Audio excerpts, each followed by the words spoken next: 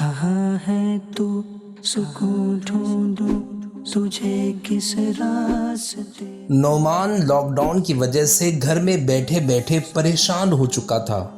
کبھی T V کھول لیتا تو کبھی سوشل میڈیا پر دیر گئے رات تک لگا رہتا، لیکن پھر بھی اس کو سکون نہیں مل رہا تھا۔ یار کروں تو کیا کروں، کچھ سمجھ نہیں آ رہا۔ صبح کی نماز پڑھتے ہی نعمان نے قرآن کھولا اور اس کی تلاوت کرنے لگا۔ تلاوت کرتے کرتے اس کی نظر اس آیت پر پڑی، الا بذکر اللہ تطمئن القلوب۔ فوراً ہی اس کی نظر اس کی میننگ پر پڑی۔ اللہ کی یاد ہی میں دلوں کا چین ہے۔ اس کو سمجھ آ گیا کہ حقیقی دل کا سکون تو اللہ کے ذکر ہی میں ہے۔